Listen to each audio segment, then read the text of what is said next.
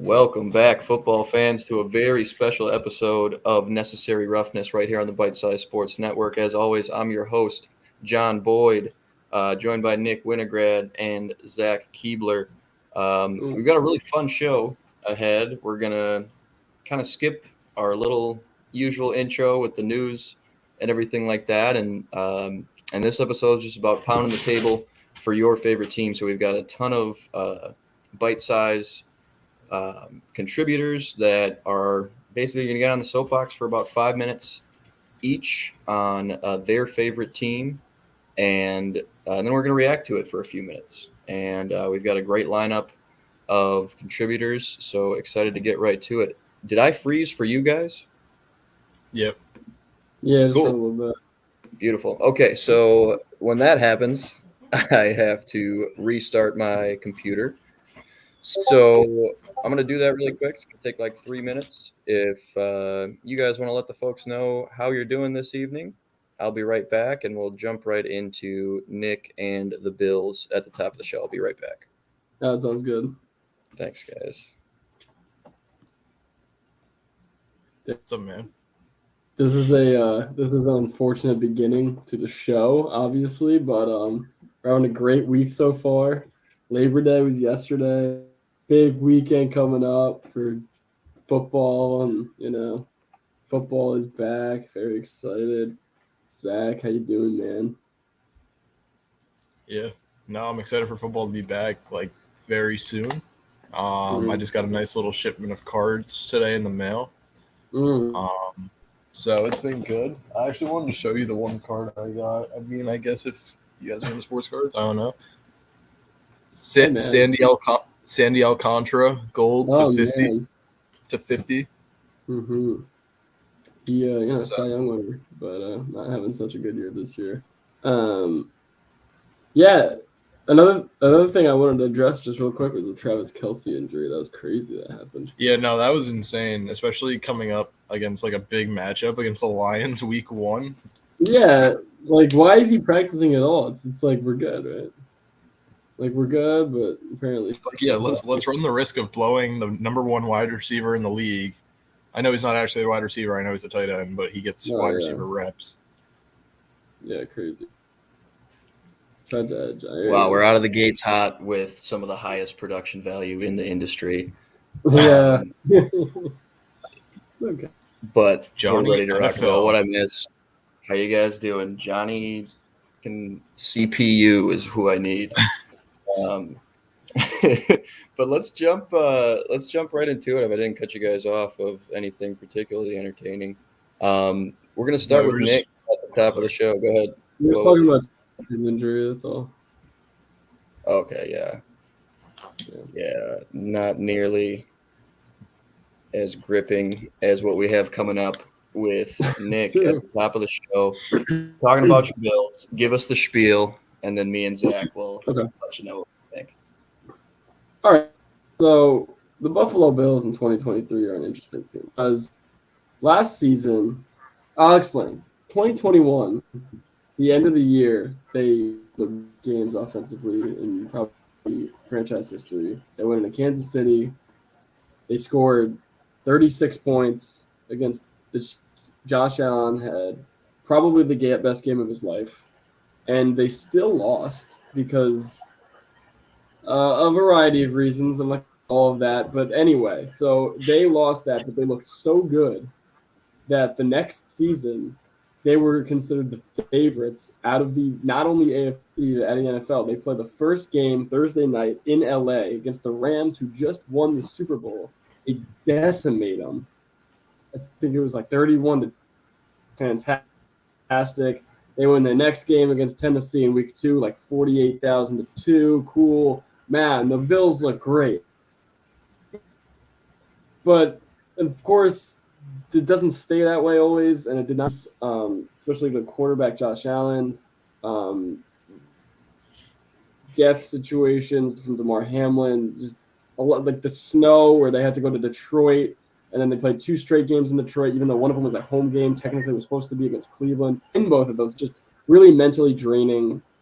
Me and a couple of my friends saw about that. That would be like a thing that, we'll win know, because like all of this stuff is going on. But when they lost to Cincinnati, it was kind of like, yeah, I kind of saw that coming. Like it just had to end at some point. So now 2020, 2021, and 2022 all losing in the playoffs. Fans aren't really, and experts really aren't high anymore on the Bills. They're kind of it. They're kind of like, yeah. I mean, it's either you show us or you don't. So they're not really they're not in the top three anymore. Cincinnati, Kansas City in the AFC. A lot of people even think the Jets are going to take them over now. With the addition of Aaron Rodgers and Dalvin Cook and Garrett Wilson's going to be great, right?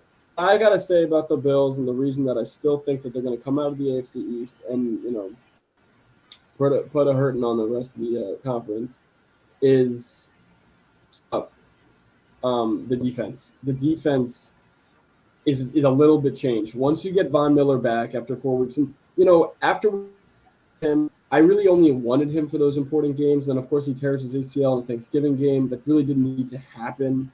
I wish he would have just played in the later games and then ramped up. Hopefully, that's kind of what happens this year with Vaughn, because once he gets back and getting Jordan Poyer back and now Micah Hyde back all year, then you of course have Greg Rousseau, and a lot of people probably don't know who he is. He's probably going to have like a 9 or 10 sack season. Greg Rousseau is a really off the edge. We also get Trey White back, who is probably going to be one of the best corners in the league because he was before he tore his ACL in Thanksgiving the year prior, Vaughn's. So there's a lot of injuries, but a lot of guys are coming back, and when these guys are back and healthy, this is one of the defensive units in the league. Sean McDermott, the head coach, is finally for the first time going to be the sole defensive coordinator because we fired Leslie Frazier. The other defensive coordinator that was, of course, let go, or he was, quit or whatever, same thing. So I'm really liking the way the defense is going to look, and I think that the defense championships, you have Josh Allen and Diggs and Gabe Davis coming back from an injury as well. And then you got James Cook, Dalvin's brother, looking fantastic so far. With the addition of, Damian Harris, and then, of course, the O-line is a little bit revamped with Osiris Torrance, the rookie coming in. Dalton Kincaid, rookie tight end, looking already, Travis Kelce-esque a little bit. So we're really hoping to get that involved as well. And, the general manager, Brandon Beane, has already said that, Kincaid's going to be a huge part of the offense. Josh broke up with his girlfriend a long time. He got Haley Steinfeld. He's ready to rock and roll. He's got the mullet going. And I think that this is just an incredible opportunity for this Bills team to just kind of, I'm not expecting 15 wins, but, 11 to 12 would be good enough for the AFC East. And then once they get into the playoffs, it's all about sustaining the success they had at the end of the year. And I think that's where the defense really comes to play. Is in prior years they've kind of gone away. So I really expect this team to at least get into the divisional round, and that's a lot. For so many years they hadn't been in the playoffs. Finally, we're going to get in the divisional round at least. Hopefully, take that step into the championship, maybe the Super Bowl as well. So, I have a lot of high hopes for this team. It's going to be probably the toughest year to win the division it has been in previous years. Brady era, just because the Dolphins are coming, the Jets are coming. But I think that we still hold the division, and the other teams are all experienced. We have all the continuity of the prior years, so I'm really excited for this team. If you guys think that the Jets are going to be better, just hold off on that a little bit. Let's see. I'm very excited about that game because I think that we are going to be able to see everything that I'm talking about come into fruition. The Jets being a little too inexperienced, and the Bills have continuity and kind of being able to put together a full game, while the Jets, they have players in every position, that ball hawks and everything, and stars. But I think the continuity of the Bills versus like the inexperience of the Miami Dolphins I think that the Bills kind of win the division kind of easily at the end. It's going to look easier than it is all year. And then get into the playoffs. It's all about sustaining that confidence that you have going in. That's my spiel for the Bills. I hope it works out for us. Yeah, it is. It's almost like analyst fatigue. I feel like, and they're starting to almost get underrated nationally. It's like they were kind of that up and coming team in going into 2021, and then coming off the Chiefs game, and then they were sort of overtaken by the Bengals, who kind of arrived and took their spot right behind Kansas City, in the eyes of a lot of people. But I still think that's kind of the big three in the AFC: Bills, Bengals, Chiefs, right? But yeah, if you hadn't mentioned it, I would definitely have brought up how tough the AFC East looks this year. You might have 4 top 10 defenses in that division. Yeah, it's possible. Legitimately. So it's going to be a really tough road, but I think I had 11 wins for the Bills, maybe 12, and when I did my schedule predictions, I think they'll be good. And yeah, you're right. They kind of had like last year in particular, kind of a season like a lot of seasons we've seen from like the Ravens and the Titans over the last few years, where they were still in it even at the end of the year, to the point where a lot of people forgot how many key injuries they had and were playing through. So yeah, I mean, I think you get you might get some addition by subtraction with a Leslie Frazier. You're obviously getting some key guys back from injury. So I like it. I agree with everything you said. I think I don't have a ton of pushback. Keebs, what are your thoughts on the only New York team, Buffalo Bills? So the thing with the Bills is that like they'll do good in the regular season, right? And then they'll make the playoffs, and then something's going to happen. Like, for instance, like last year, you almost lost to Skylar Thompson. I mean, you won, but by like 3 points. So, and then it's like, in my opinion, in the playoffs, the Bills can put up a ton of points, but like we saw with the Chiefs when Mahomes had that 15-second drive or whatever at the end of the game to win the game, like the defense just lets up. That's just my opinion. So it's like, at one point, I do agree that the Bills are underrated, and they did solidify their roster a little bit, boosting up their tight end a little bit, and things like that to give Josh more weapons. But I haven't really it's just like a continuous theme with the Bills to go to the divisional round, something happen, lose, and then not really make much noise. So I think it could change. I think that they could use a little bit more of Stephon Diggs in the playoffs, and I completely agree with why he becomes a diva after the season's over, because you look at him in the playoffs and he gets maybe 7 or 8 targets, and Gabe Davis is getting more than him. I don't know. But maybe that's just a poor strategy. I know Diggs can be covered, but when you have a guy that's that dominant, arguably a top 5 wide receiver in the league, you got to go to him. You got to trust him, and you got to throw the ball his way. But outside of that, like you said, I agree. They have 4 top 10 defenses, arguably lagged. Or if you guys can hear me, you're good. Yeah, you're good. Are we good? My thing just glitched out. Okay. Said 4 top 10 defenses in that division. It's going to be hard, especially with a multiple-time MVP coming over and Aaron Rodgers 2 seasons ago, who's coming off back-to-back. Last year, he didn't have the weapons he was supposed to, and still was almost a playoff team. You got the Dolphins, who upped their defense a little bit with Jalen Ramsey in the secondary that way. And then the Patriots, I mean, you don't really have to worry about the Patriots too much because Mac Jones can't throw a ball to save his life, but still a good defense, though.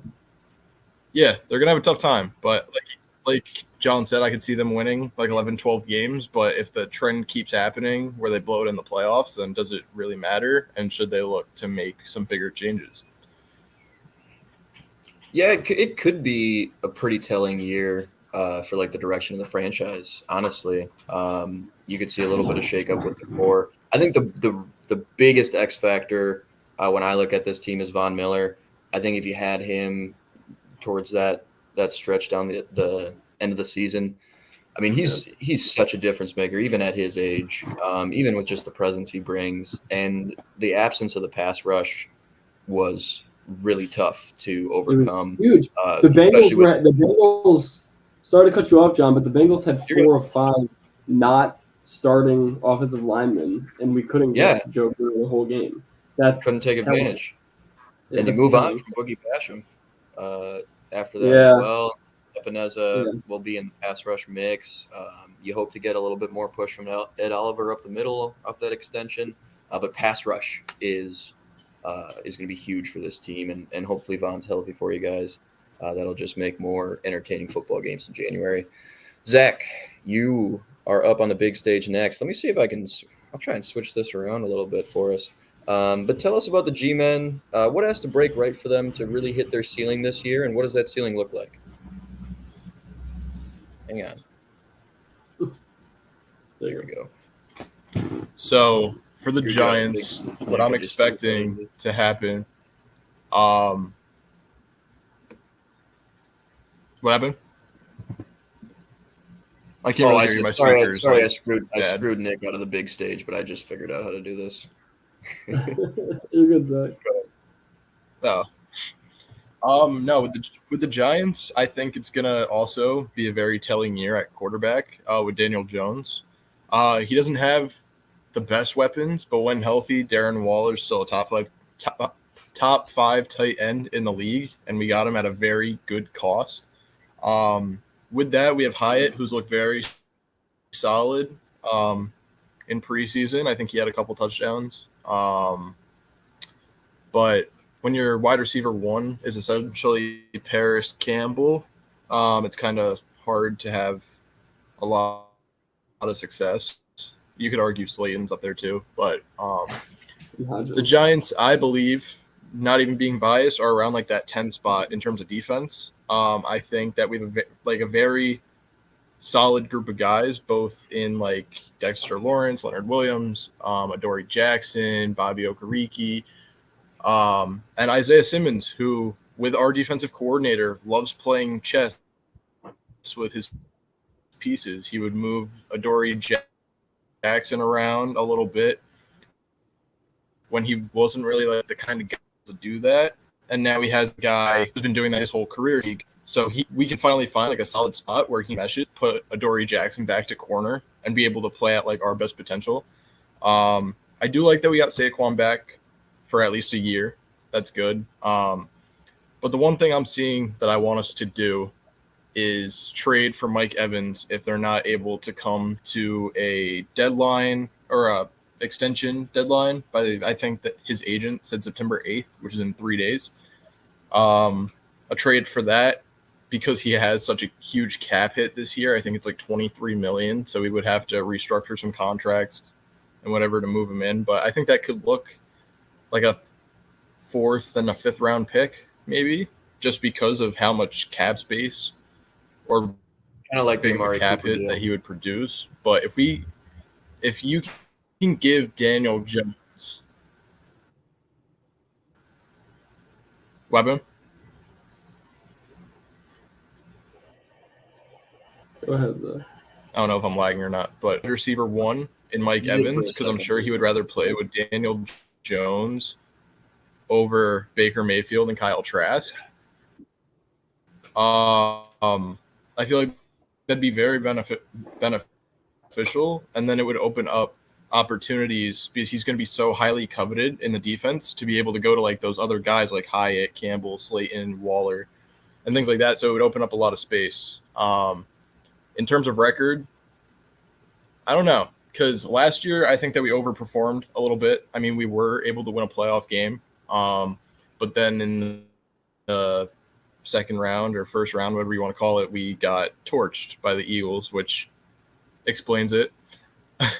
But I would set us ceiling at 11 wins, but floor I'm going about 8, just because our strength of schedule got so much higher, or more difficult, I should say. But yeah, I'm really excited for this season, and I'm excited to see what Daniel Jones in the first year of a massive contract looks like, especially if we can pull off a trade for someone like Mike Evans. I mean, the season. Yeah, I would love the Mike Evans fit. That's a cool idea. I think he fits a lot of places, but the Giants are the team that really has a need there, especially for a contested catch winner in the wide receiving core. So that'd be cool. Yeah, I think I agree with your ceiling there. I think kind of everything breaks right. Yeah, you're probably looking at 11 wins. You'd kind of need some help from some other outside forces. You might need some injury help on some other teams because a lot of people would argue the best two teams in the NFC are in that NFC East. Yeah. So those will be tough teams to get by. You got to play 4 games against those two. But I really like the Giants' defense with Okereke. I think Thibodeau takes a step. Leonard Williams is great. I'll mention this stat to anyone who will listen. But Dexter Lawrence had the most pressures of anyone from a 0 tech or a 1 technique position last season. And it wasn't just the most, it was more than 3 times more than the second most. He had 49 pressures from that alignment. The next most for any other player was 13 last season. Uh, gaudy stats, and he's a real game wrecker. Like he will TJ Watt you into a win or two this season. And then if Saquon stays healthy, I think the offense is tough to deal with again, even without any additions. But yeah, tough schedule, tough division. I think it probably falls somewhere in the middle there, probably 9 or 10 wins, and probably a wild card spot depending on how the rest of the NFC looks. But yeah, I think you're kind of right on. And best case scenario probably is a Mike Evans trade because then you've really got somebody to whom Danny can just throw it up. He doesn't have to get as creative, doesn't have to dance as much, and can just throw it up to a guy like Mike Evans who can win the jump ball. So, Nick, what are your thoughts on the Giants this year? Yeah, so I like him a lot. He was right. The first year with Danny on that big contract, you kind of have to play like a star now. Like you're getting star money. So at this point, like if you don't show us that because I think that they were way ahead of schedule last year. I know Dable really well because he was the Bills' offensive coordinator for a few years. I think that even Dable thought that maybe that they were a little ahead of schedule there. I think that he was trying to get that year last year, maybe this year. Like he expected that. And when that happened, because that was his first year, he was probably not expecting such a successful season. And it happened. I mean, yes, they got pretty lucky with the schedule. And then, as Keith said, like they lost to the Eagles by a lot because the Eagles were, here. Well, so I like that they decided to get Okereke and Kayvon Thibodeau is going to keep getting better. And, that's just going to – and Wink Martindale's a fantastic defensive coordinator as well. Saquon coming back, huge for the city. I mean, I think that would have taken a lot out of him if he decided to move on or not, or hold out or something like that. I think it's big for the city. And the fans love him. So, as he was saying as well, the wide receivers are not great. They're a sack. The wide receivers are not great. You got Isaiah Hodgins coming over from us a couple years ago. I mean, they're getting a lot of guys from us at this point because Joe Shane and Dean kind of work together there. It reminds me actually when McDermott and the Carolina guy were working together because he came right from them. So we got a lot of guys from the Clippers. It's a good way to go to get guys from the past. But I don't know, man. I don't know. I don't know if 8 wins is the floor. I think that maybe 6 wins is the floor because the floor. I mean, like you'd be pissed, right? This is the lowest. I don't know. 8 and 9 wouldn't be too bad. I mean, I think 6 wins is the floor, while 11 wins is the ceiling for this team. I don't know if Waller becomes what y'all want him to be. I've only seen him play well in a few seasons. He's injury plagued and. I don't know. I just hate to see the same thing that happened to Galladay happen to Waller because he's got to prove it a little bit first. And I really like Jones's legs. I like what they're able to do with him in that aspect of the game. The difference between Dable working with Jones's legs, Josh Allen's legs, is that Daniel Jones actually has a fucking competent running back behind him. We never really had that with Singletary. So I'm excited to watch them play. There's a lot of buzz in New York City right now. It's kind of another reason why that my Bills are so underrated right now is because there's so much buzz in New York City that up in Buffalo they don't care anymore. But in previous years they were so bad in New York City, like we were like, whatever, well, there's a team up there, right? They're good. But now Justin Giants are looking good. So I think that they win like 9, 8, 10 games this year. It's going to be really telling what happens with Jones, just because he's got star money. So there's no more fumbles, there's no more bad picks. Like that doesn't fly anymore. Like it can when you're like a rookie or second year, you don't have a contract. Not anymore. So he's gonna have to hype himself up. There's a big playoff win he had against Minnesota, but I mean to follow that up with a blowout loss was just kind of embarrassing. I thought that was. So I'm excited for them. I expect like 10 wins, which would be huge. And that should get them in the playoffs. Not a division winner though. Yeah, going to be tough to win that division, but I think they'll make it tough on whoever does. Exactly. So it's and what I didn't mention that Nick touched on well is that coaching staff might be my favorite coaching staff in the league. With Dable orchestrating that offense and the type of pressure Wink Martindale puts on you. It's tough to deal with, and they're going to put guys in positions to win. So that buoys a lot of areas of the team that might not have a ton of talent, like the secondary last year, for the most part. With what Wink was able to do up front, had a lot of those guys playing to their highest potential. So I trust that coaching staff to keep them in most games, and then we'll see where the chips fall from there. Let us know in the comments down below what you think of the Bills and the Giants going into this season. I'm going to talk a little bit of Vikings here. Sorry to cut you off. Yeah, go for it. Oh, I was going to say, last year with no weapons, Daniel Jones still managed to have I know it's not a lot, but 15 passing touchdowns. Most of this came from either Saquon or him running. But now that he has not good, but they're capable receivers, and then with a good tight end, I could see him putting up not an MVP season, but a very solid season if he plays how he did in the wild card game. Because I've never seen him that composed, that poised, making the passes he made. So if he can keep that up for a season, I'm excited to see what he can do. Yeah. Big year for DJ. And I think we either see him kind of stagnate and perform at the level he did last year. Maybe that's kind of his prime, which was a good quarterback. If he makes some marginal improvements there, you think he'll kind of organically improve with better weapons. Or he takes a real step forward, so we'll see what happens there. So I have a lot of this fresh on my mind. I just recorded the first episode of Bite Size Vikes, a Vikings podcast right here on the Bite Size Sports Network. That's live on our YouTube page, live on our Spotify. So go check that out if you want the long-winded version of this little spiel. But the team last year was good. It wasn't a 13-win team. It's a team that won 13 games. But, it was probably more like a 10, 11-win team that had some crazy, crazy rules of the football go their way along the way. But they also made sure they were in a position to take advantage of those things.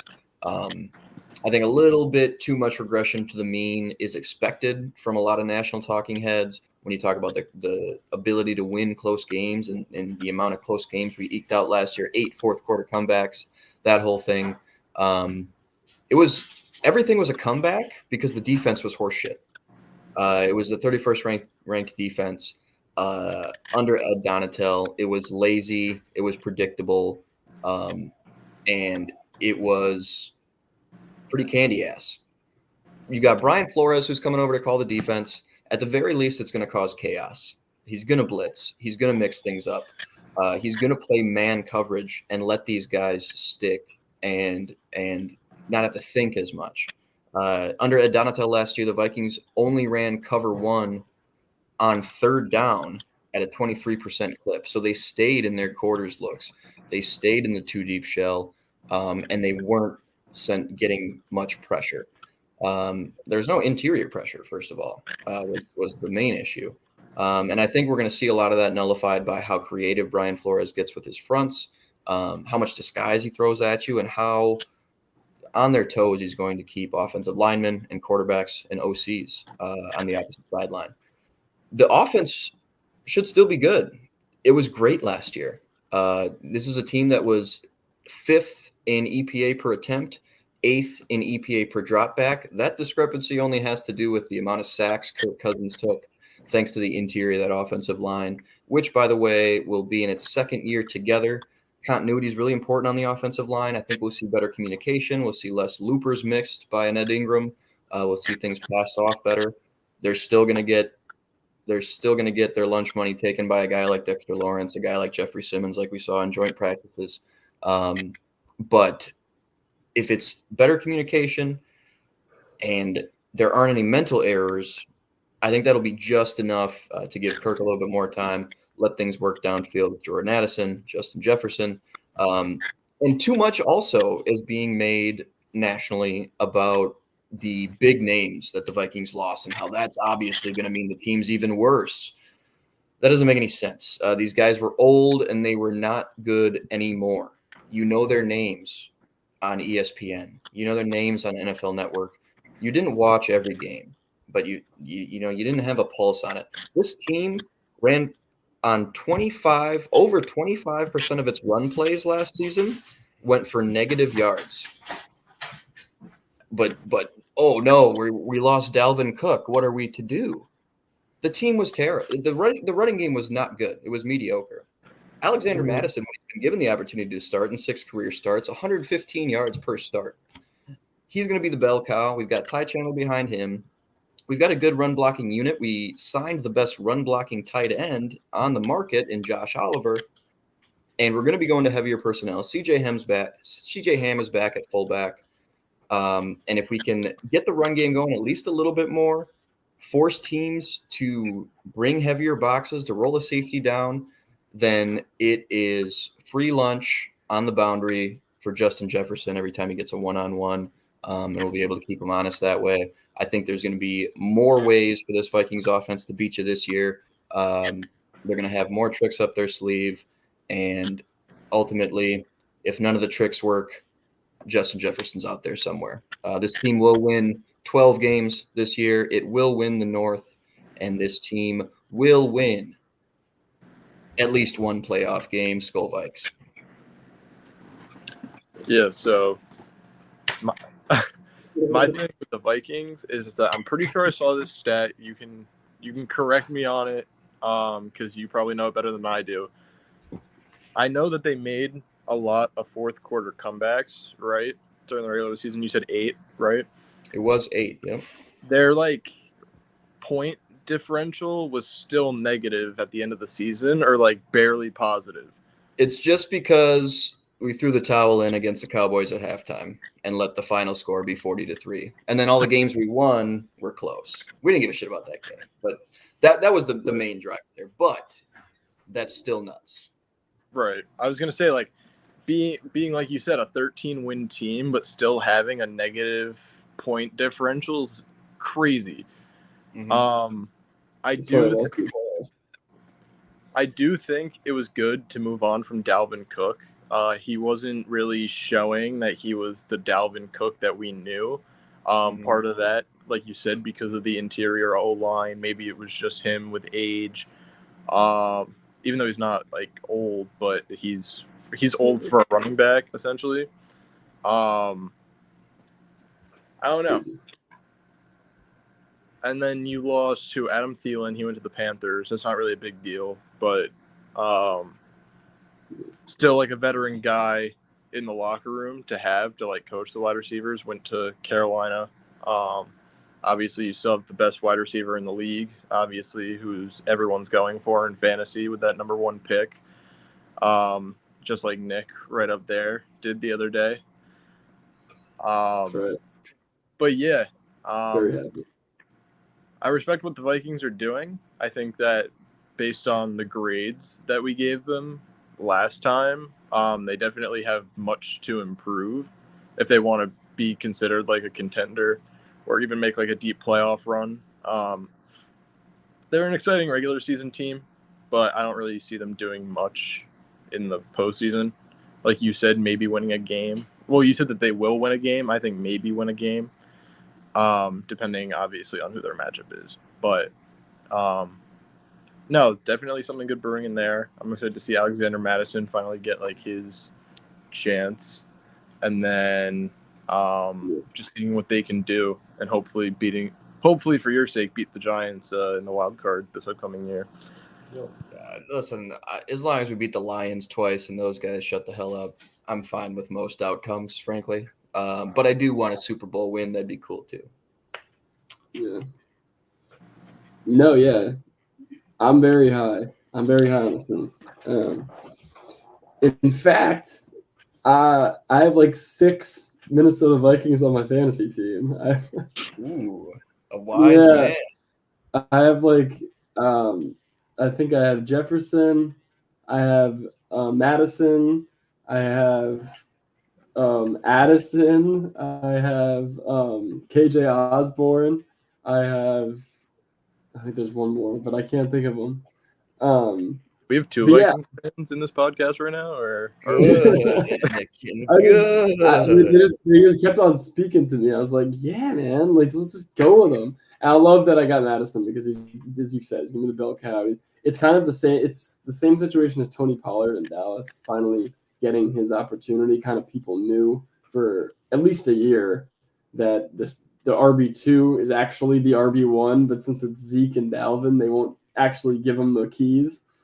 But finally, Zeke is out in Foxborough and Dalvin's out in East Rutherford. So now Madison and Pollard, who are 2 better backs than Zeke and Dalvin, they're going to get their chance. And I'm excited for Madison. I mean, Zach, like what you're saying is that you're saying that they're going to not improve at all from last year, which, like, I don't know. That kind of sucks. I mean, it's definitely a possibility. Just like I'm going based off like the grades that we gave them last time, actually, where they had like a lot of like C+, C, when there was like a D something in there. Just based off. I mean, like I think that there's actually a better possibility they regress than progress this year.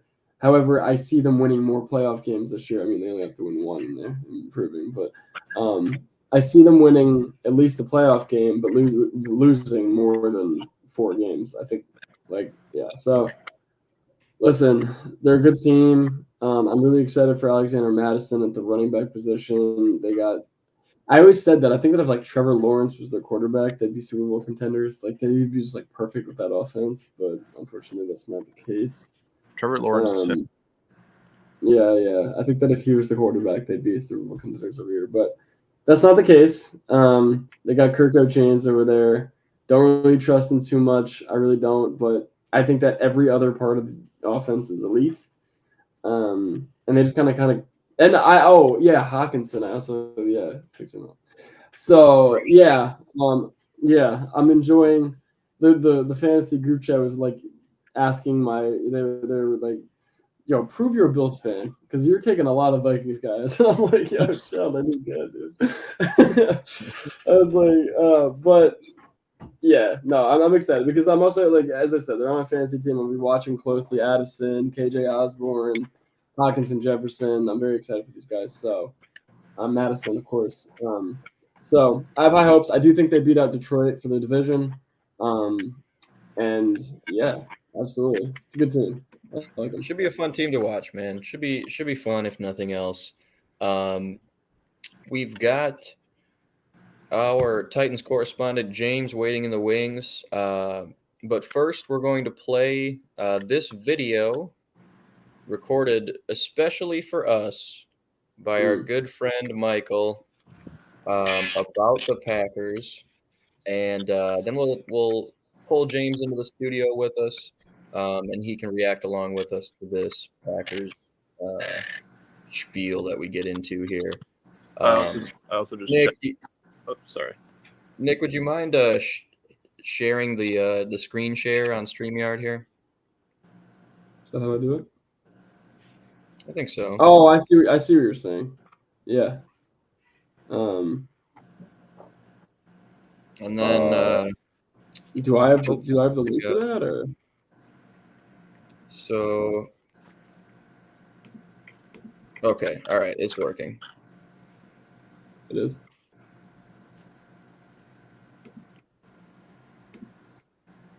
Oh, so just check my fantasy team, and I have no Vikings on either one of them. Hang on. Jesus. All right. Were you guys hearing that audio? No. Okay, I think it's because the wrong thing was in here. The production value is extremely high this evening. Thanks everyone for bearing with us. Stop screen. I gotta switch the From you window for I'm sharing. bugging out. All right, we're sharing.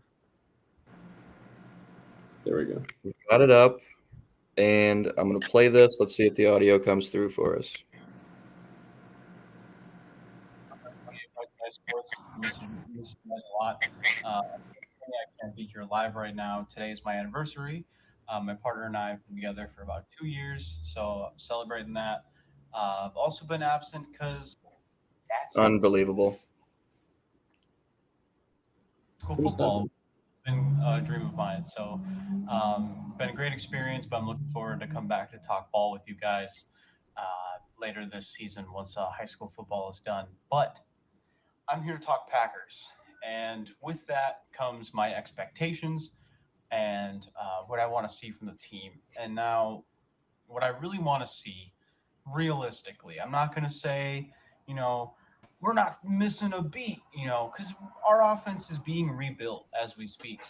Gordon Love is his first year starting. We have all these super young receivers and Christian Watson, Romeo Dobbs, rookie Jaden Reed, two rookie tight ends. It's just I can't expect a playoff run, but realistically, if our defense, with the personnel that we have, Rashawn Gary's coming back. Jair's always been the mayor of Strap City and always will be. There's just too much talent in that personnel for it to just be wasted. Now that's on Joe Barry, our defensive coordinator. However, realistically, I think about just above a 500 record. I would love a 9-8. I'm not hoping for playoffs. If we slide in a really easy NFC, then that's awesome. But what I want to see, development. Offensively, just development. Defense, for the most part, we kind of know what's there. Our secondary, our corners at least, they have a lot of chemistry. They're already locked down. It's our safeties that are a concern, but lots of new edge rushers. Um, So defense, scared about it, but less concerned. Offense, I want Jordan Love to improve. I want our rookies to show something. I want our receivers that are coming back for a second year in Christian Watson and Romeo Dobbs. I want them to show that they can be consistent in this league and on this team. Most importantly for me, like a lot of Packers fans, is what Jordan Love does.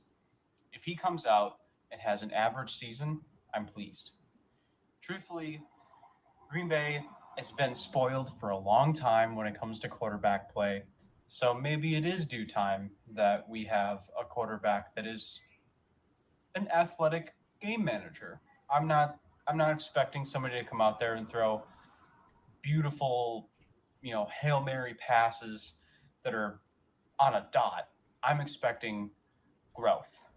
That is this what is expected this season from Green Bay is growth. Offense specifically. Defense, just you guys are talented as hell. So I'm speaking to the defense now. If Joe Barry can do what he needs to do, then that defense can be great. But losing Aaron Rodgers, who's an undisputed Hall of Famer, greatest person to ever throw a football, I should say greatest thrower of a football. You know, we had last season without Devontae Adams. We still have the veteran presence of Aaron Jones, who hopefully retires a Packer. We have A.J. Dillon back there as a big back. So realistically, my hopeful expectations are a 9-8 record, somewhere around that mark. Jordan Love, average. I just need him to be average. And I fully expect that he can do what Rodgers did last year. Now, that sounds like kind of insane to some people, but Rodgers was hurt, development with young receivers. Jordan Love's healthy. These have been Jordan Love's guys in practice. He's had a few off seasons to sit under Rodgers and learn, like Rodgers with Favre. If history truly repeats itself, I will be ecstatic. Doesn't even need to be the magical thrower of a football that Rodgers was. He just needs to be consistent. He needs to command the offense. That's it. So, one word summary of what I expect from the Packers as a Packers fan is growth. And for you guys at Bite Size Sports, I miss you all. Really looking forward to coming back soon.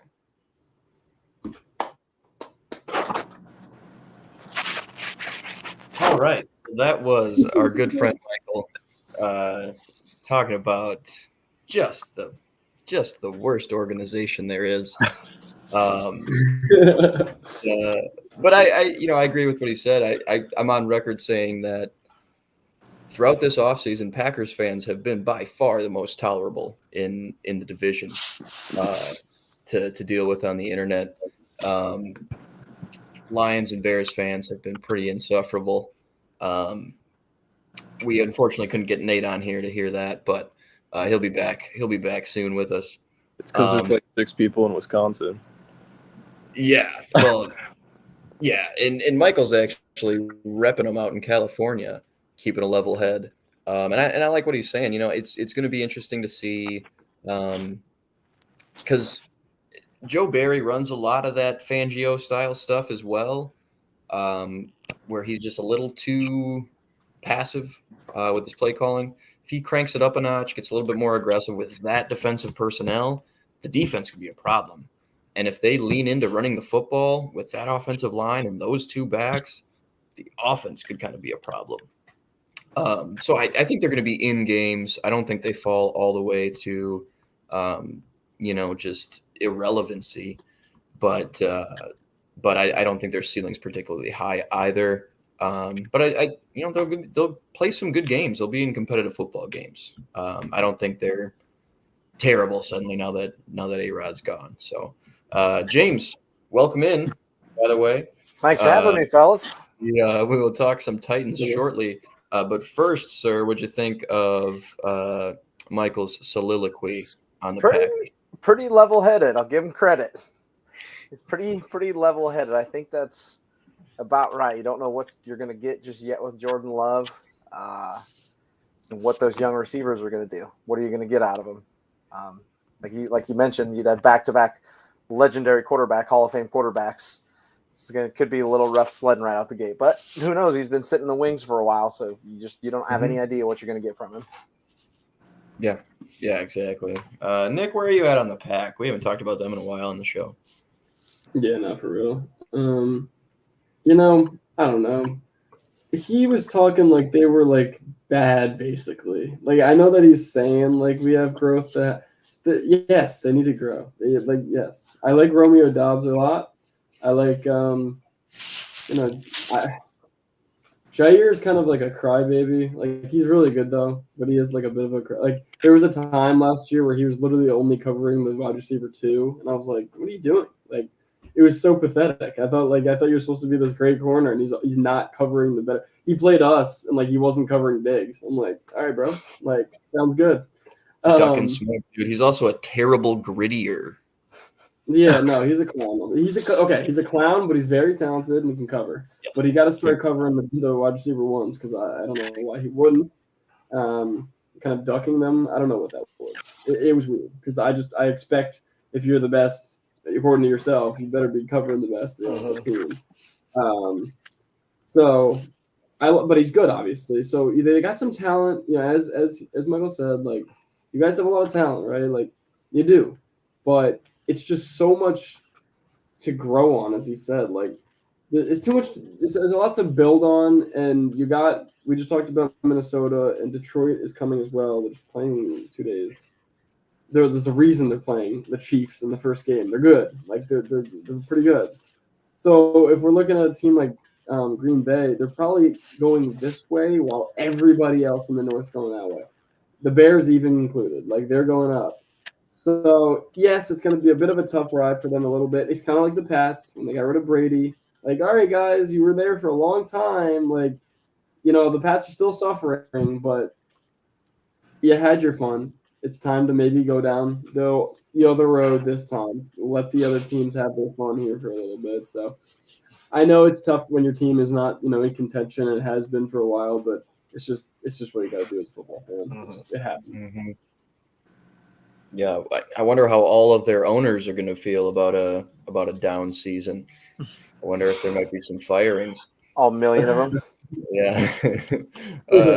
Zach, real quick, what are your thoughts on the Pack before we jump into a little Nashville?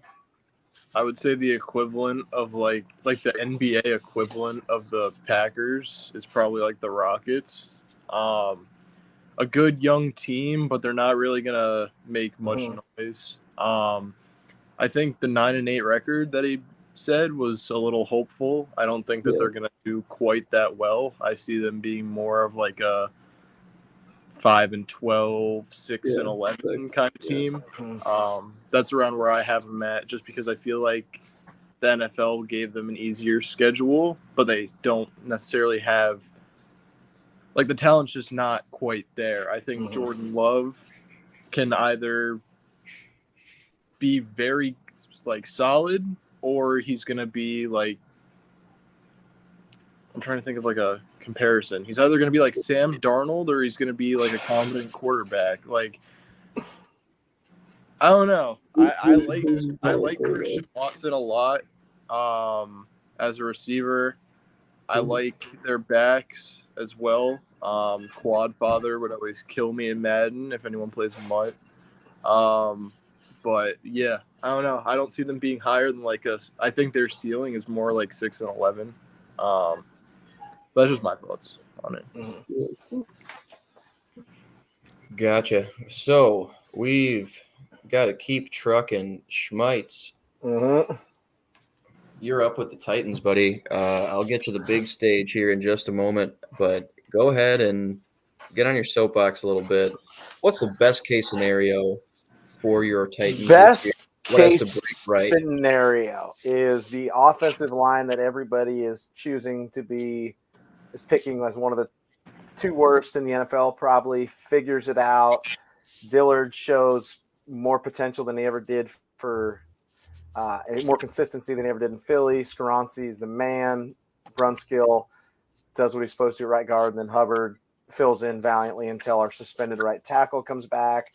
DeAndre Hopkins isn't washed up like a lot of people think he is. Tannehill stays upright, and you get a flashback to 2019 where Hopkins and Treylon Burks replace A.J. Brown, and Corey Davis and Derrick Henry runs amok.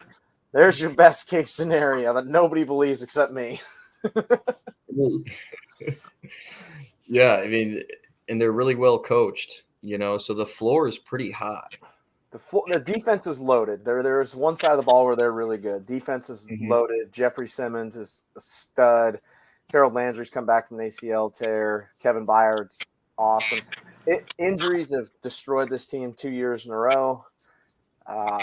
They were one of the most injured teams the last 2 years. Last year specifically was awful.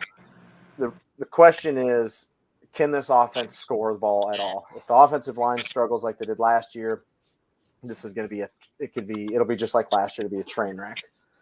But Vrabel being the coach gives them a high floor. The defense being really good is going to mean there's going to be not too many shootouts. I think I saw today, I didn't write this down, I think they have the 7th easiest schedule in the league too, based on last year win percentages. So that really helps. It helps that you're in a division where you get to play twice. You get to play the Texans and Colts twice. Yep.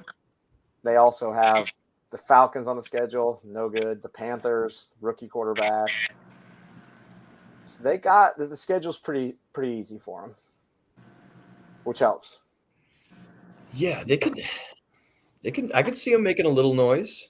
And do you know the OC's name? I cannot think of it. Tim Kelly. He was with D-Hop in Houston. With Deshaun Watson, D-Hop there at the end, yes. Yep, and so he's very familiar with his game, and he started to, even in 2019, started to move D-Hop into the slot more and more as his long speed started to fade. So I think you'll see Treylon Burks kind of playing X and running your go balls, and you'll see a lot of DeAndre out of the slot, which could be really interesting. He used a lot of his route running savvy there, and his great hands. And it's finally a guy to whom, since A.J. Brown left, that Tannehill can just kind of throw it up to. You know, there just won't be as much get panic. In the vicinity. Get it up there. He's got some of the best mitts in the game. That's not really a skill that fades with age. Is just catching the football. It doesn't take a ton of explosiveness, that kind of thing. So I think he's still going to be a great receiver. Depending on how you define great, I don't think he'll be elite, but he certainly will be in the red zone, and it cause a lot of problems. I think the biggest thing with bringing him over is it pulls off pressure off Treylon Burks and Chigo Okonkwo, because they need him to make huge second-year jumps, but it takes a lot of pressure off them having him on the team, because without him on the team, then it's like, oh boy. You know who you have out there besides those two. So that helps a lot on that front. Yeah, I've liked the idea of the Titans a lot more ever since the Hopkins move. I think it's just going to open up a lot more things for them. And yeah, exactly. You move Burks and Chig a step down that primary target hierarchy, and all of a sudden think about Treylon Burks as a wide receiver 2. You're like, okay, that's not a bad wide receiver 2. Sounds a lot better than wide receiver 1 right now. It really does. Like, I hope he gets the wide receiver 1, but after he's quite injured last year, you're like, it's pretty scary if he's your wide receiver 1. So that all worked out really well for them. And then can Derrick Henry stave off Father Time one more year? You know, one more year. This to me seems like a last hurrah type year. And I'm hoping it's a great one. But 29-year-old season. Yes, he's 29, I believe. Okay. Actually, wow, I haven't pulled up. Yes, he is. Yes, he's 29. He'll turn 30 in January. Okay. So okay, well, that's good news. The season will be over for you guys by January. He'll still be no, sir. We'll be playing the Jags late around there somewhere, beating them up again. It's gonna be back to normal for Titans this year. Okay. Back to normal for the Titans, guys. Business as usual. Everybody's off the IR. Everybody's going to hate playing us. We're going to steal 1 or 2 games. And all of a sudden, you're going to look at the end of the season and be like, how the hell are these guys in the playoffs? Yeah. Probably. Why are they the 1 seed? What's going on? That's exactly like, wait a second. How'd they get to that spot? Yeah. I was going to say they're going to have a strong hold on second place in that division. The second place is absolutely there's no way they can be any lower than that. The question is, can they steal a game from the Jags and win enough outside of that to be looking at a wild card berth? That's the question. The thing with the Titans is that it seems no matter who they have throwing the ball, they seem like a competent football team. You have Malik, you guys still won 7 games last year with the roster you had and the injury problems. That's really not bad. Your defense keeps you in a lot of games. And then when you have Malik Willis, who can barely throw a football, throwing the football and still being able to put up points, that's miracle stuff at times. Yeah, that's impressive play calling, especially because Tannehill, last year was injured, right? He missed 5 games, I believe, last year. I have it wrote down. He went out twice with ankle. He had ankle surgery twice last year. Right. So if you have him those 5 games, he's still a top at least 20 quarterback in the league. I'm saying at least because I don't. Yeah, you don't have the list. I Yeah. just always tell people if you put playmakers around him, he's good enough. Yeah, Mhm. exactly. That's like the kicker. He's a Yeah. very good game manager with the right. Yes. Yep. My thing is, Titans have won a lot of games with him, and I remember the pre-Tannehill era, and it took Marcus Mariota throwing a touchdown pass to himself to win a playoff game. Yeah, but I'm always excited because I love Tennessee's defense. I'm always more of like a defensive guy, and like you said, having that true wide receiver one in D-Hop, even if he's a little washed, he's still going to put up over 1,300 yards. Sheesh. No, he's not. I'd take it. Keebler's got it on record. I'm in. Someone's got to put up. Someone's got to put up the. Yep. Hammer the Somebody has over. to do it. Somebody's got to do it. You folks at home, hammer the over. I think it'll be a good season for Tennessee. I still think Jaguars take that division fairly easily, but they got a lot of firepower, man. They got a lot of firepower. That's I think there's a lot to be excited about. Yeah, I don't think Tennessee's as bad as people think they are. I just keep going through the roster. Obviously, I'm a homer, but I keep going through it. I'm like, man, they've got some spots where they're really good. And like Keebler said, Vrabel's one of the best coaches in the NFL. Like, they're going to be ready to go. I love it. Hammer the Titans over too while you're at it. It's like 7.5. It's an easy over. Say, it's an easy over. Yeah, it's an easy over. I already hammered it. It's an easy over. So it should not be that low. I love it. James, thanks so much for giving us the time. Yeah, appreciate you guys. We will keep an eye on those Titans, and we'll talk some smack this year, I'm sure. Yeah. Next, thanks for having me, guys. Yes, sir.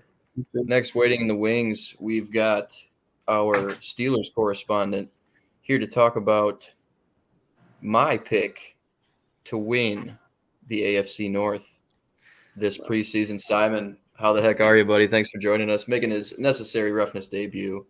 Hey, guys. Thanks. I appreciate it. John, you're killing me with the hype, man. The hype around Pittsburgh is too high right now. I need to keep it low key.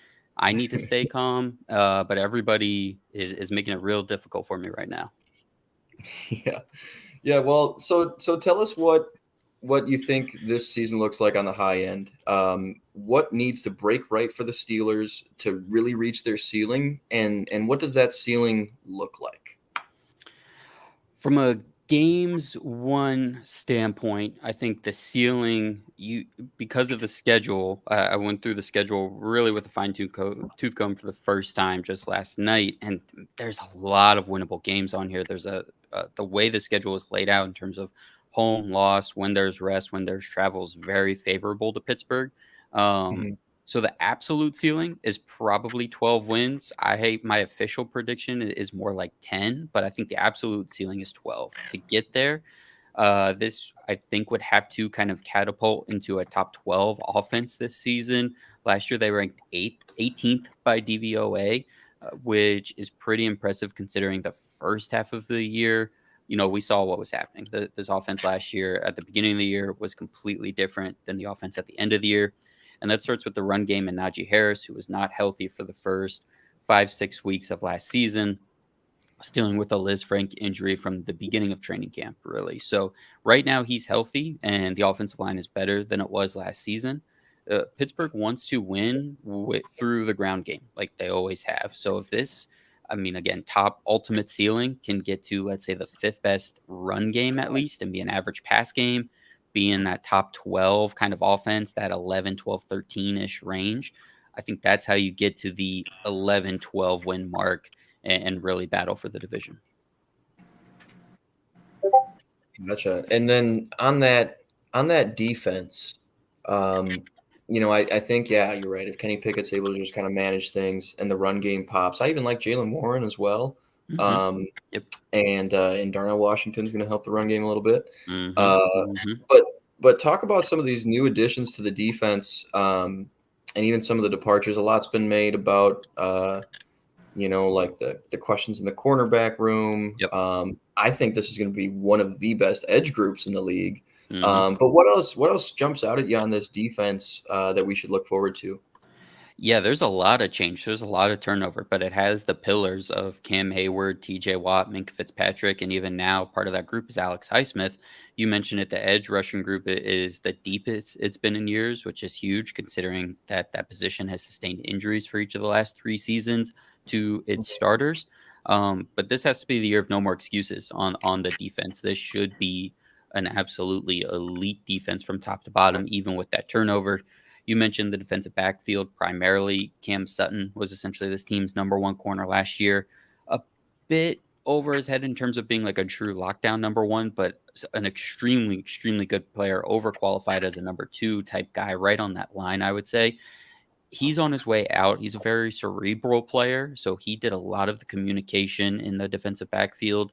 And your guy, Patrick Peterson, is coming in. Hopefully, has a little juice left in the tank. I think I've said before, you're kind of hoping he can give you a really good first half of the season, and then as you know, the wear and tear of the year kind of hits, that's when the rookie Joey Porter Jr. is kind of up to speed and ready to be a full-time outside guy. And this for the backfield, it's all about Minka Fitzpatrick.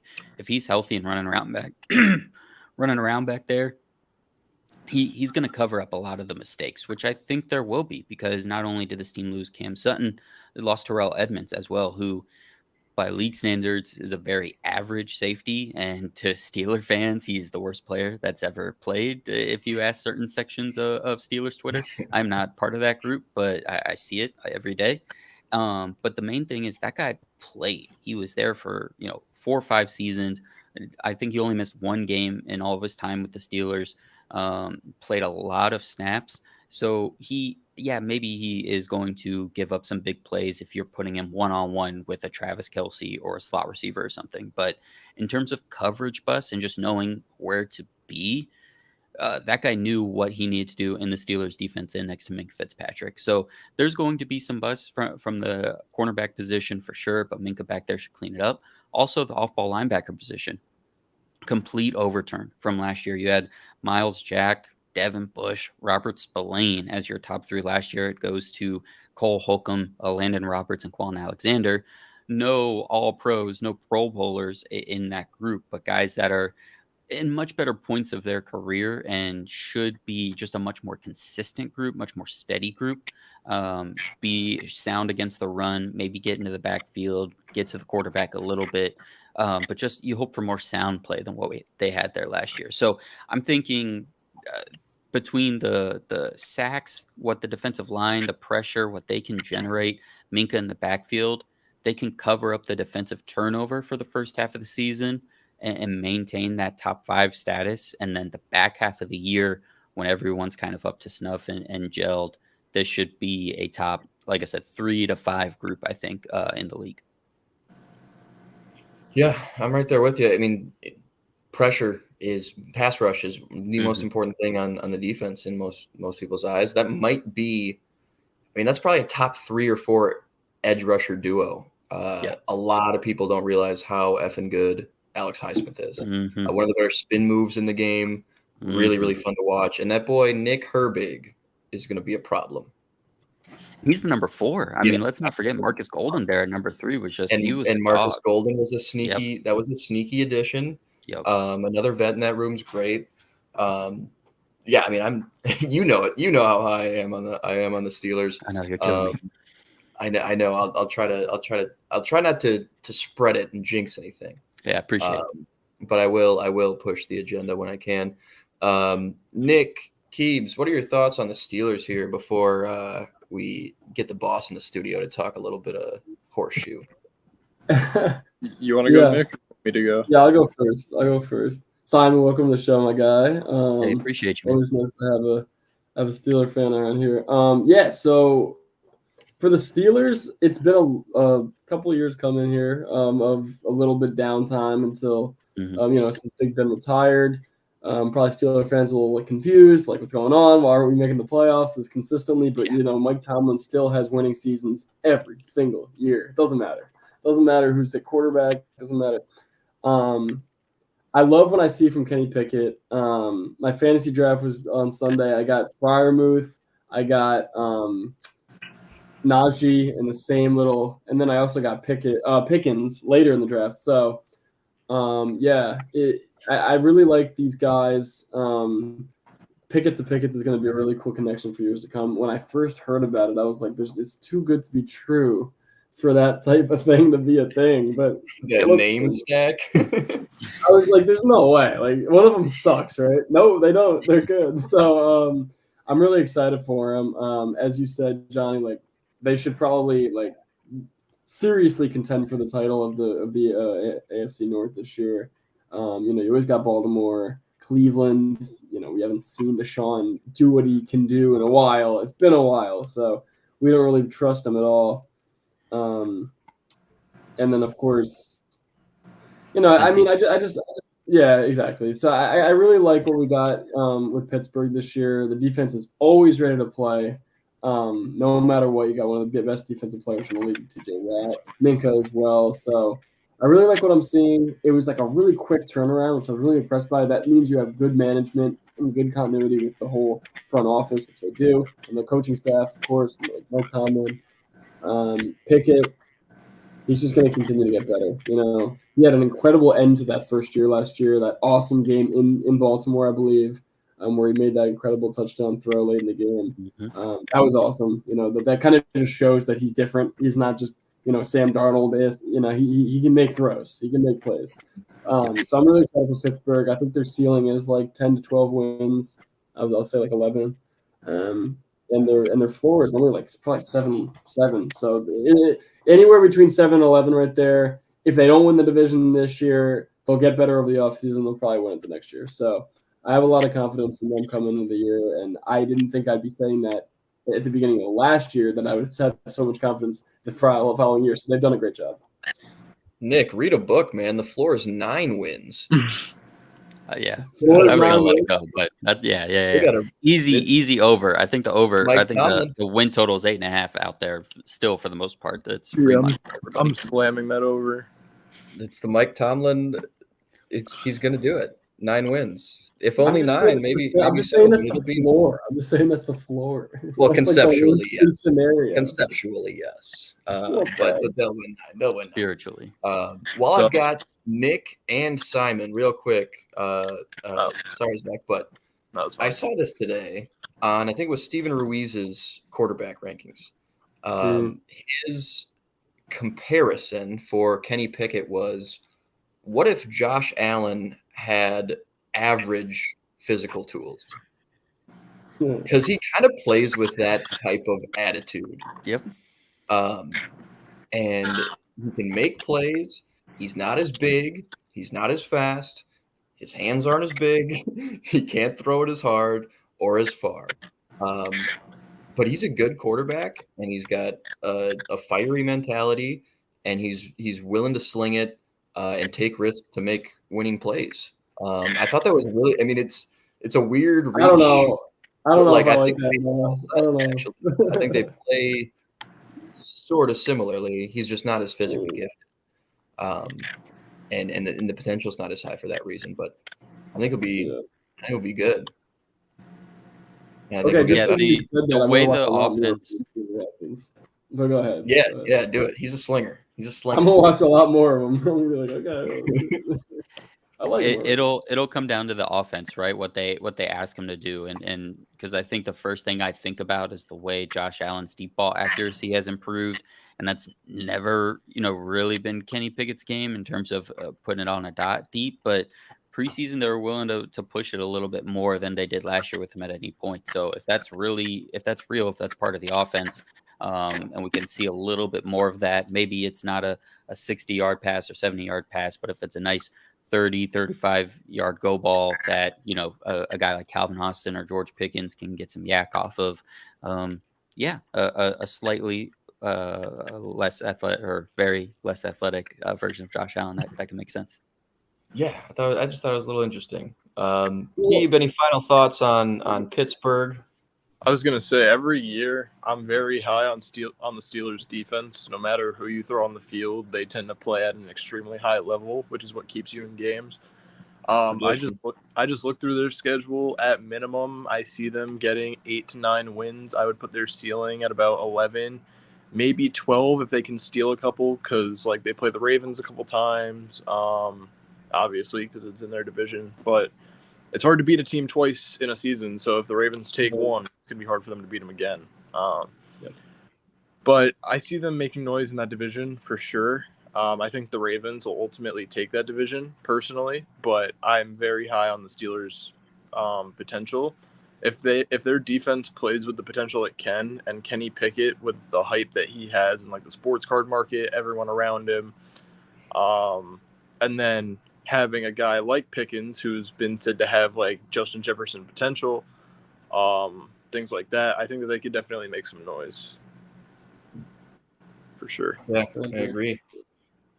Simon, thanks so much for giving us the time this evening. Feel free to stick around in the studio, and we'll get together after. But you can find Simon's work on the Simon Short podcast, Short with 2 T's, on Spotify. Also running our Bite Size Steelers podcast, the first episode of which just published earlier today, if I'm not mistaken. I think it's up. I think I just got the notification. Yeah. Mm-hmm. Yep, should be up Let's on the go. channel. So go check that out if you want just a little bit more Steelers coverage, and that will be at least weekly for the season. So Simon, we're super stoked to have you as a part of that group. Thanks again for jumping on, and I'm sure we'll have you back on sometime here during the season. Yeah, you got it, guys. All right, appreciate it. Talk soon. Yes, sir.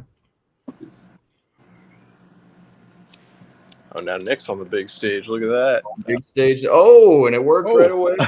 Boom. Hi. What is up, sir? We've got Kev joining us to talk a little bit of Colts. We got you blown all the way up here. Here, we'll dial it back for a second here. Kev, thanks for jumping on. I'm not sure how much of this you caught. Before we jump into your team, any general thoughts on any of ours that we've gone through here yet, or anything else? I appreciate you for knocking out some of the good teams early, so I can be like, kind of a nice, down tempo here. We're going to slow things down a bit. We're going to lower our expectations. I will say I love the idea. Kenny Pickett, I just jotted this down in my book as Josh Average. I'm going to workshop that nickname a little bit, but I do love that whole he's like the Aldi version of Josh Allen. I'm behind that all day. So that's some great analysis. I look forward. Yeah, Simon's podcast just went live on the YouTube channel. So as soon as I'm out of here, I'm going to procrastinate on my homework because I have episode 1 of Bite Size Colts due. I'm going to go ahead and watch the Steelers episode first, see if I can't take some notes. But no, I got to see that, and unfortunately, might have been a bit of an error with our producer. But unfortunately, I did come in while you guys were still talking to James about the Tennessee Titans, so I'm a little upset about all of that. But other than that, no, we're great. We're happy to be here. All right. Well, we'll allow you to get on your soapbox a little bit about the Colts, and this is how I framed it to everybody: is what is the ceiling for the Colts? What has to break right for them to reach it, and what does that ceiling look like in 2023? Oh God. Okay. I will. Okay. I'm the pessimist of the group, for the record. All right. I am in a group Colts podcast, by the way, and I'm usually the sky is falling guy. So please take this with a grain of salt. You're not going to get any delusional takes here of, with the right dominoes fall, the Colts are in the playoff picture. Absolutely no. This team is going into week 1 with 4 wide receivers. And I don't even think I'm brave enough to do that in Madden, guys. Like, it just doesn't make any sense to me. The team, not a position they've been historically great at, not a position that we're great at right now, going in there with 4 receivers. They've got problems at the offensive line that still haven't been addressed. A rookie quarterback, a running back who I don't think anyone really knows what's going to happen there. So Zach Moss is starting week 1. No extra commentary there. But, I am very my personal ceiling right here. It's somewhere between 4 and 7 wins for me. Like if this team sniffs 500, I'll consider that like maybe above the ceiling. I just I don't think the Colts are going to be very good. I think this is sort of a Anthony Richardson mulligan season, so to speak. Like, as long as he shows flashes and grows, I'm okay with it. I don't expect them to win games. I'm kind of hoping that they will lose games so we can bring Marvin Jr. home. You know what I'm saying? That's really what I'm all in it for. So to me, my ceiling is 2 wins, dude. I want this team to lose and lose some more so that we can get a good draft pick. And because there's nothing here for me personally for this Colts team. They've got zero depth in the defensive backfield. I'm looking forward to seeing Juju Brents play. I'm kind of shocked he wasn't made a starter. I guess that gives me some hope that there's a little bit of depth there.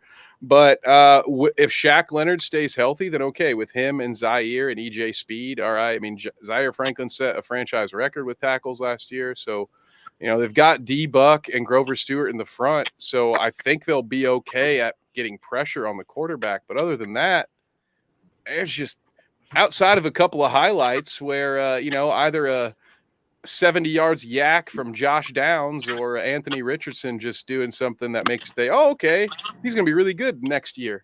That's the ceiling for me, guys. Like that, I'm sorry to be that guy, but no, that's just fine. That's just fine. We like to cover the whole spectrum if we can. What are your thoughts on our friend James's? And I think Zach was party to this take as well, that the Titans should comfortably be second in the division. Oh, okay. You had me there. We're talking about Jags as the likely winner. Titans maybe push them for that. But what are your thoughts just in the division in general? Maybe not even just the Colts, but do you think the Colts, your Colts or the Texans are in that discussion, or do you think there is another kind of gap there between Tennessee and the other two teams? I think as of right now, I'm willing to accept that Tennessee could be right back up there because they've got a great coach. There have been many years I've gone into a season being like, Tannehill's not the guy. They're not going to win a lot of games, and then they'll win some games and inevitably end up in a bad playoff matchup, or they'll leave their playbook at home when they get to the playoffs and score 9 points and lose. But I do think there's a good chance that it'll be Jags, maybe Jags, Titans, and then to me, I think the Colts and Houston are in the basement this year. I don't know what to expect from the Texans as far as a win number, but I don't expect them to be much different from where the Colts are at. I think they're probably looking at it in a very similar way. We've got a lot of young talent. We've got a rookie quarterback. Let's hope that he shows growth and, matures toward being the franchise quarterback, and then, stockpile some more draft picks. But with Tennessee, what worries me is their health, right? That's practically what lost them the division last year. Give the Jags credit for what they did, but Tennessee was held together by scotch. It wasn't even duct tape by the end. It was awful. They were 7-3 at one point, I think. 6-3, 7-3. Yeah, in the driver's seat. Yeah, fell off. So I'm worried. Like if Tannehill gets hurt, what's the quarterback situation? Are they confident that either of those, whether it's Malik or Will Levis, does that just immediately take them out of playoff contention if they have to go to a backup? So I don't know. It's an easy division to win to me this year. So I think the Titans are the only team. To me, it's Jacksonville's to lose, but Tennessee's the only team that might have anything to say about it. Is my opinion there. Gotcha. Yeah, and it's weird because they have a lot of the pieces of those teams that were AFC South favorites for a few years in a row, a couple years back, and we're sniffing the playoffs. Like right after that Buckner move, you were like, okay, yeah, this team's about to make some noise. Mm-hmm. Buckner's still there. Grover Stewart's still there. Kwity Paye's shown a little bit of growth. Mm-hmm. Yingo is there. Got Tyquan Lewis on a very team-friendly deal. Lewis, good pull. I do like the linebackers. Secondary's not. I mean, Darius Rush is gone. Yeah, immediately signed. He was end of preseason cut, I think. It was surprising to me. I mean, you're right. You can't really expect a ton with A-Rich there. There's the whole JT stuff that we don't need to get into too much. But there's been a lot. I'm sure there's been a lot of that on the Horseshoe Huddle podcast all day. Yeah, all day. Yep. That's like Kirk Cousins discourse in the Viking circles. Although See, there's stick never to your anything local going on. guys, all right? Because everybody nationally was like, "Oh, it's done deal to Miami," and like, there's not a real trade offer going on right now. That's one of those like, you're at school and you're like, "Oh, I'll take it for $1 million or something." Like that's what that whole Jalen Waddle, like that wasn't a real trade conversation. That was, oh sure. I mean, if you're gonna give me that, fine. It's not on the table. But if you're gonna give me an arm and a leg, I will take it. But it wasn't a serious talk. Yeah, I'll trade you my bag lunch PB&J for that Papa John's pizza slice that you got at Hot Lunch. Exactly. If you'd give me that for it, sure. Yeah. But yeah, there was a lot of smoke and mirrors. We still don't know exactly how it's going to culminate. But I guess we'll see. Marshall Faulk, Anthony that's all I'll Richardson. say. Edgerrin James. We know how it ends. We know how this one ends, John. It's unfortunate. It breaks my heart, but we know how this one ends. He's going to the NFC. Hopefully he doesn't go the Le'Veon Bell route and sit an entire season out. But no, I don't think Jim Irsay is the guy who's going to be like, here's the bag. I don't know. I will believe it when I see it. Not to say that that's the right decision, but I've been following this team for a long time, and I've seen many good running backs not get paid. And it just seems to be the strategy that they'll probably stick to. Yeah, it's the Anthony Richardson. So Anthony Richardson, holy crap, Anthony Richardson show in 2023 for the Colts. We just want to see what he can do, and probably as a Colts fan, you're hoping it's not too much because you want some good draft capital. Keebs, what are your thoughts on the Colts this year? So I'm gonna come in with a flaming hot take. I think that the Colts finished last in that division. That's not at all. So it's gonna be a battle for fourth between the Texans and the Colts.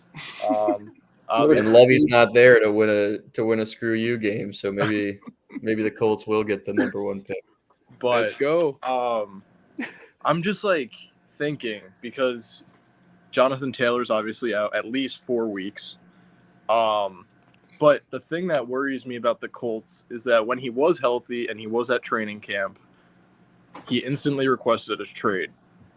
That makes me skeptical about how Anthony Richardson is going to perform.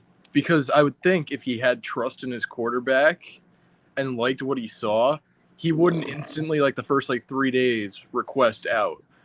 You know what I'm saying?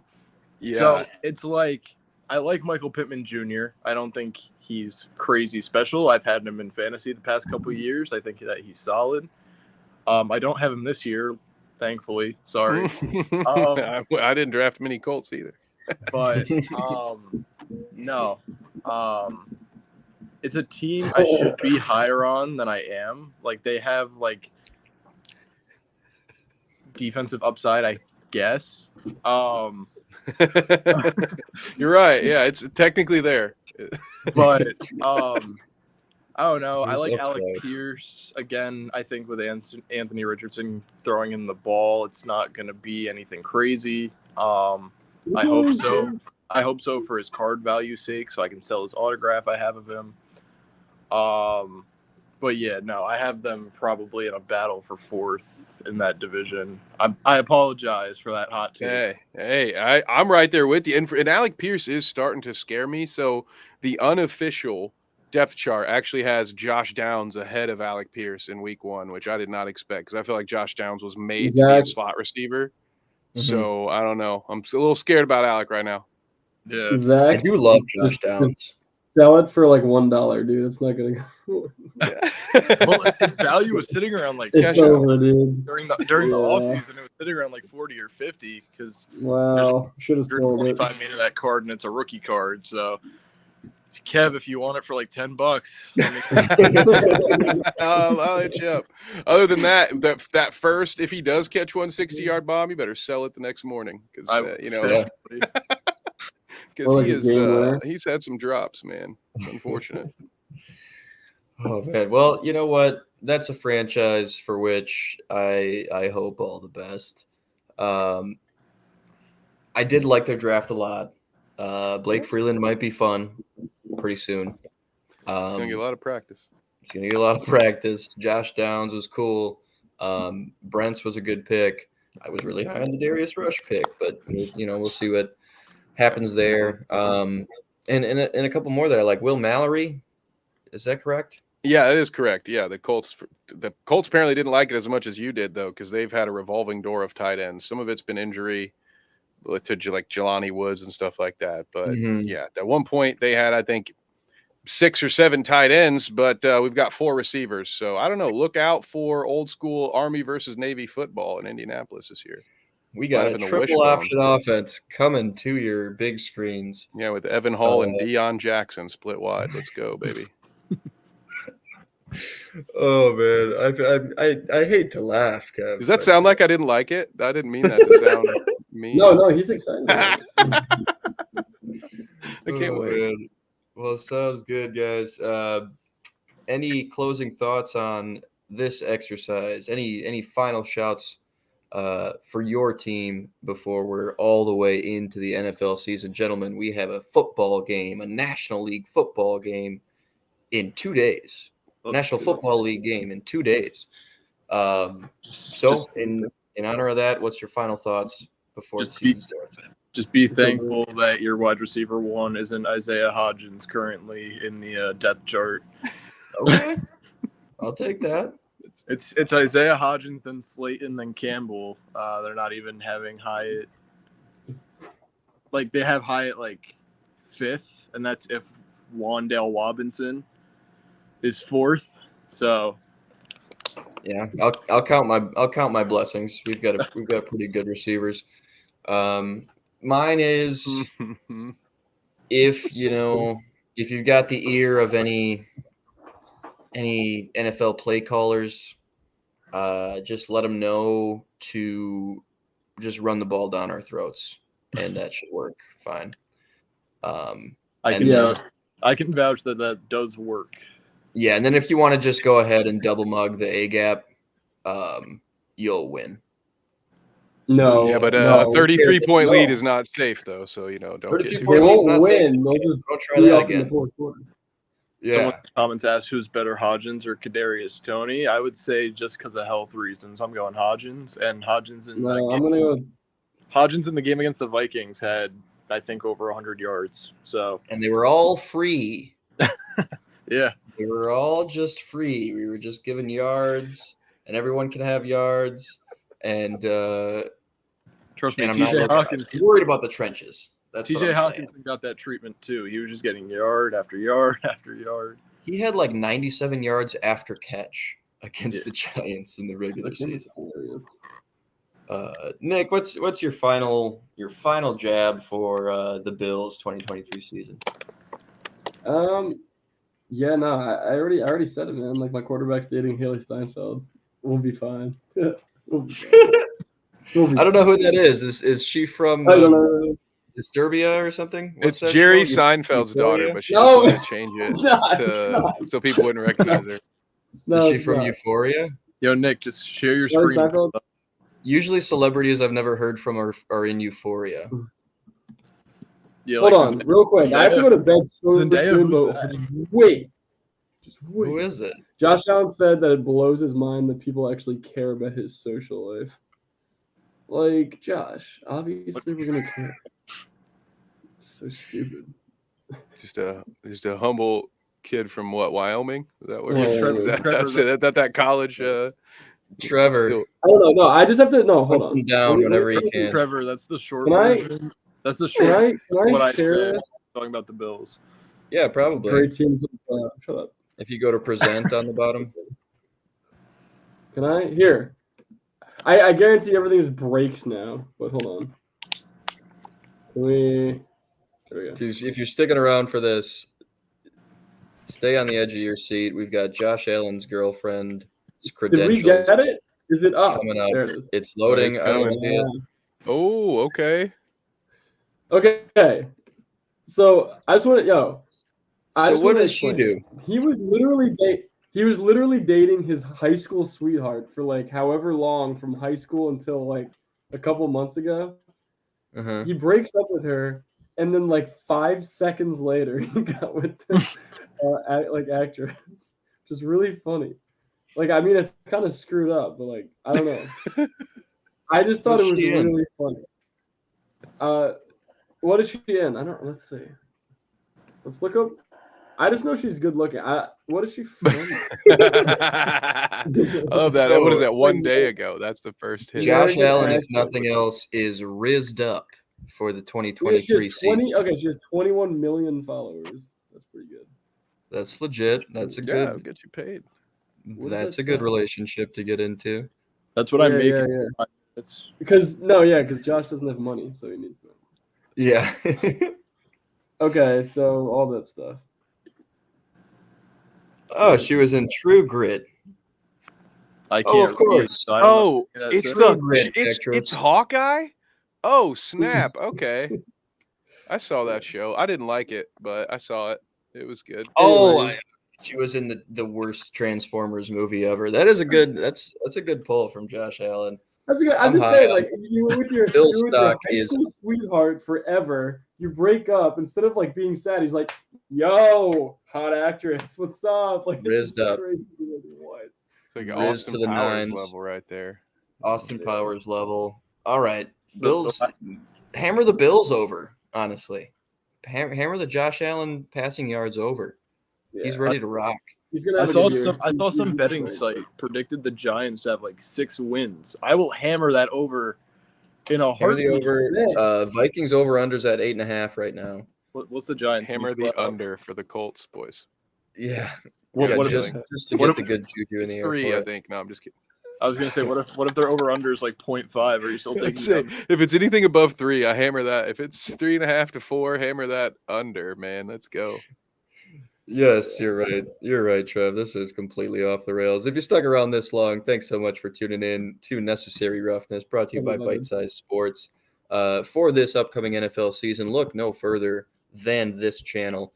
We'll have team-specific podcasts for, I think it's 6 teams that'll be off the ground here week 1, with more to come. Bite Size Vikes and Bite Size Steelers podcasts are live on the YouTube feed as well as on the Spotify audio feed. You can follow us on Bite Size NFL on Spotify. We've also got some more coming to you here this week. On Thursday, we've got the bounce. Trev, correct me if I'm wrong, ADP tomorrow evening, as well as, you guys still going on Thursday with Thursday Night Football? Will that still be the schedule, Kev? For the bounce? Yeah. Most likely.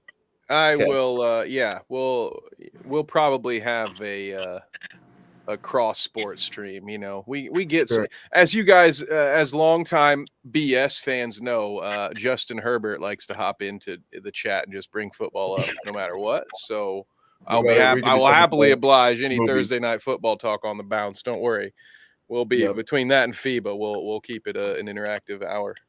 Also, if you could pull up Lee's comment real quick, I'm 100% in favor. I agree with that wholeheartedly. Yo, you don't want to see that. You don't want to see that. Unbelievable. Like, you don't want to see that shit. What about the Vikes, Lee? What about the Vikes? They just have to. What about them? Colts, they just have to get past the Giants, and then I've got Bengals, Vikings. Vikings Arizona, win, and the Bengals have 4 Super Bowl losses. Arizona and who? Yeah, it's going to be Texans Commanders, probably. Okay. Well, the problem with your philosophy is the Commanders are actually good. So. Yeah, that'll be interesting. Check us out next week. We'll be live, same time, 9/8 Central on Tuesday for another episode of Necessary Roughness. This will be a week 1 recap. We're into the season. We don't have to come up with topics and run a show anymore. Over the weekend. We don't have to just come up with shit. It comes right to us. So you'll know what we're talking about next week as soon as it happens. Thanks for tuning in again. No, Lee, we beat them in the regular season. And with that, now when it matters, we're all done. We'll see you next week. Thanks a lot, guys. Bye, all.